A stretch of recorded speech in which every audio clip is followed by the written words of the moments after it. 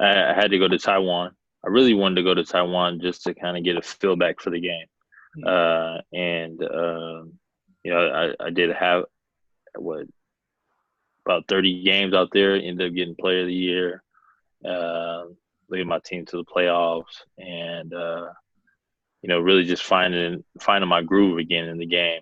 And so later on that year in 2019, my old coach from the team in Unix in Russia was a coach at the team I just played for in Afterdoor, and he he called me. I had an agent that I was working with, and he told me, he said, man, your old coach is interested. He wants to know why you went to Taiwan to play. And I said, man, I needed to get my rhythm back and groove back. So they took a chance on me, and it really turned out well for the time that I went back out there.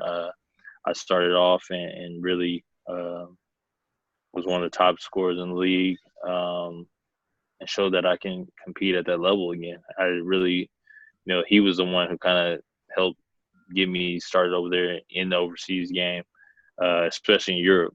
And he's the one who just believed in me. So I was like, let me go uh, give him another shot out there, and he gave me another shot as well. And it turned out to be good for me. So a year and a half off, this quarantine, this is nothing new to you. Oh man, Working out at I home. was quarantined. Yeah, I was quarantined up for a few months. While I was dealing with this knee injury and all the rehab I was doing. So yeah, no, this ain't nothing new to me at all. But it's tough when you can't, your family can't come really see you. You can't go see them, and everything's kind of pretty much shut down. So yeah.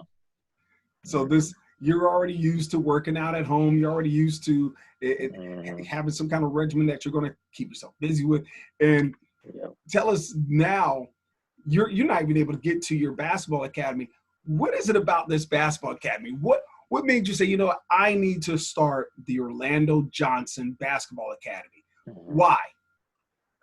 For me, when uh when my brother actually brought it up to me, this is my first year in the NBA. He calls and he's like, "Man, what do you think about doing the AAU program?"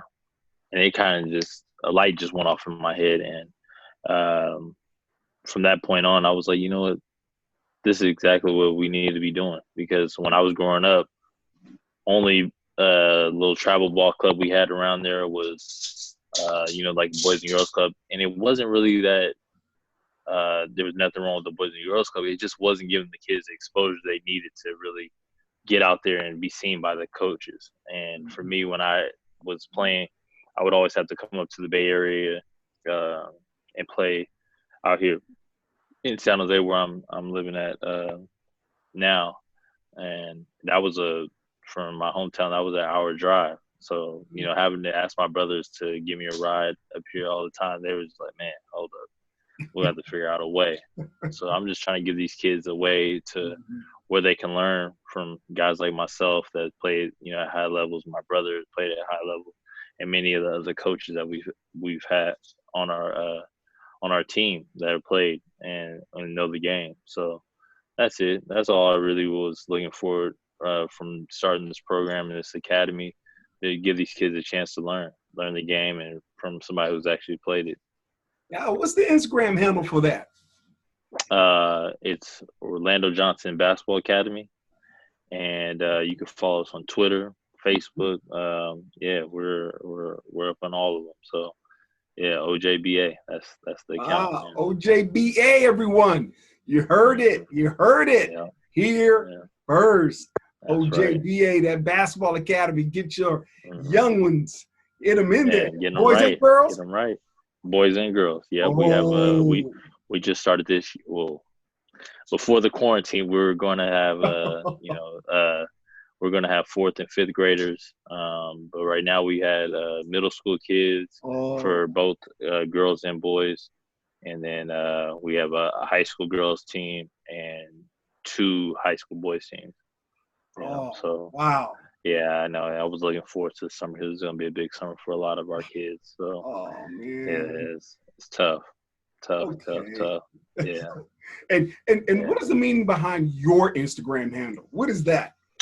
So mine is Oski 33, and my brothers have been calling me that since I was a baby, and I guess my brother got it from because my brother Jamel was up at St. Mary's, and he used to go over to Cal, and they call their bear Oski.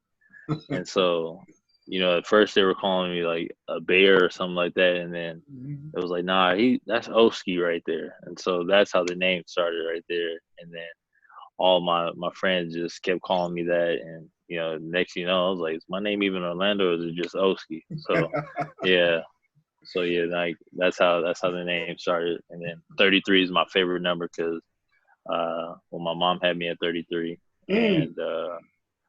and some of my favorite players to play the game wore 33. Mm-hmm. Shaq at LSU. Mm-hmm. Uh, you got Larry Bird, Scottie Pippen. Those are Mm-hmm. some of my favorites right there to all don the 33. So Mm-hmm. yeah, that's how that started. Take us to the last time you were on the court against your brothers. How did it go? Oh man, the last time. Yeah. Oh, that's been some years, but ooh, yeah, the last time we played, yeah, Rob, I don't even think he scored. Oh! 'Cause yeah, we played 1-on-1 because that had to be my Woo! freshman year in college actually. Well, What? sophomore year in college because he beat me going into my freshman year. Yes, He sir. was like, he was telling me like, oh, you thought you was this and that, Yeah. and I was, oh man, I was ticked off. So the next time I got a chance to play him, I said, oh, he's not scoring no more. And Mm. he was like, you know what? Yeah, I think I'm done playing. Oh! I said, you better go play with them guys in the men's league. I was like, it's different over here now. Oh! You left him with a donut. He didn't even get Yeah, a point. yeah, I'm not letting it. I was like, you're not getting nothing no more. Not I was even like, a yeah, point. you're not getting nothing no more. Yeah, my brother's a problem. You can ask anybody around who knows him. They're like, oh man, Robbie could really play. So Mm. yeah, I was like, yeah, say it's over with for all that. So yeah. Now tell us, Orlando, you are what we call the career-oriented athlete. Hmm. We like talking to you guys because you guys always have something on the side, something to easily Hmm. transition into. So you're Hmm. not afraid of career transition. Yeah. Why don't you tell us this? You're a career-oriented athlete. Is Hmm. it line up or edge up? Because you're a co-owner of a barber Yeah. shop. So Yeah. we know in the song it said I got a fresh lineup and a fresh outfit, plus I got the Bacalao smash. So which Yeah. is it, man? Tell us. Hey, it's lineup, man. You don't come to the shop. You say edges. It's like, what is that? My barber's like, you want to line up? Oh, okay, yeah, I got you. Line No up. problem. It's a lineup, man. Yeah, it's always How? always been lineup. How does a basketball player end up being the co-owner of a barber shop? Oh man, it takes a group, takes people who see the vision with you. So one of my best friends is actually my barber, and Mm, we were talking about this for some years, and another one of my really good friends and guys that I looked up to growing up with, EJ Rowland is a professional basketball player, and we all were sitting in the shop one day and we're like, man, we need to look into starting up our own shop because the shop we were all always going to that since we were kids was starting to get a little older. The community was thinking about uh, tearing it down and moving on to something else, building up some different duplexes and stuff like that. And so we wanted to kind of get the ball rolling in terms of why we had our still relevancy in the community and people mhm, knew us. We wanted to get the ball rolling on this and start something fresh and new that people would enjoy and be a hub of the community. So, uh, and I knew, you know, my guy Gio, the barber, he was like, "Oh yeah, like let's get this thing rolling." And in terms of where the location is right down the street from where we were always getting cut since we were kids. Oh. So it worked out really well. And once we all three of us came to see the vision through, and Mm-hmm. got in front of the right people, Mm-hmm. we made it happen. And we was like, this is something that's going to be uh, we wanted people to talk about us more than what they say what we did on the basketball court. And Mm. that's definitely by being guys who continue to give back to the community, continue to be in the community, and set the example for the next generation that's coming up Mm-hmm. to exceed the bar that we're trying to set for them. Do you ever pick up the Clippers? You know what? I haven't really picked up the Clippers since college. I'll try to do a selfie line if I have to, but Uh, uh, for the most part, I'll wait. Until I see Gio, man, because back in college, man, I'm telling you, I didn't pay to go to no barber shops, no nothing. Down in Summer Barber, I would take it all off, go with a one against the grain, and people would be like, "Man, oh, you just out here rocking, almost a baldy." I say, "Hey, and do what you gotta do." Some of the best cats rock the baldy. You know what I mean? Like Mike was out there had the low cut, Kobe had the low cut. mm-hmm. Hey, straight killers that was out there, especially at that two guard position, have the baldy. So yeah, no, even it was funny because some of my teammates would see the pictures like, "Yo, that don't even look like you." I was like, "Yeah, I know." I used to cut it all off, and that was it. And then my barber will clown me when he see those pictures. He's like, "Oh man, don't let me see you like that again." I was like, "Yeah, I know." Where do you get So, your hair cut while you were in Russia? oh, when I was in Russia, we actually had I had a friend that played on that ball club Mm-hmm. a year or two prior before me. So he sent me to a barbershop that kind of knew how to cut, some brothers' hair. So Okay. yeah, me and my teammates would go up in there and get cut. Okay. Hey, they did a solid enough job to where I could get home. My barber can, if he got to fix some stuff up, he could take care of all that. Yeah. What's the hardest part about being an athlete, a career-oriented athlete? What's the hardest part about being an entrepreneur? You know what? I think is a lot of people they try to just pinpoint you in one direction, Mm-hmm. and they try to tell you like, well, you need to focus on this. Mm-hmm. And I think a lot of us, for me, I look up to a guy like LeBron, like how he sets the example and sets the bar of like you can be so much more than just an athlete. Right. And for me, I think that's what always keeps my mind working is like, okay, what's the next move? Like, okay, now I'm in real estate. All right, let Right. me see where I can, you know, make this work and how I can show like family, friends, whoever wants to dive into this avenue, Mm-hmm. how to get started. You know what I mean? And I think that's for me is like using my platform now, using the resources I have now Mm-hmm. to set myself up for that transition, for when the ball does stop bouncing, that I'm okay and that I like have been working towards that. And I think that's where I'm at with it. Like, it's just always continue to get better, continue to read, continue to ask the tough questions, and not be satisfied with just being, a basketball player. And just like I said, push myself to be more. Okay. Okay. Now, Mm, speaking of tough questions, if I were to mm, ask one of your teammates, "Hey, man, what's it like playing with Orlando Johnson? mm, Is he a black hole? Does he get the ball? Is he a ball hawk? Hey, give me the mm, ball, give me the ball, give me the ball." What would one mm. of your teammates say about you on the court?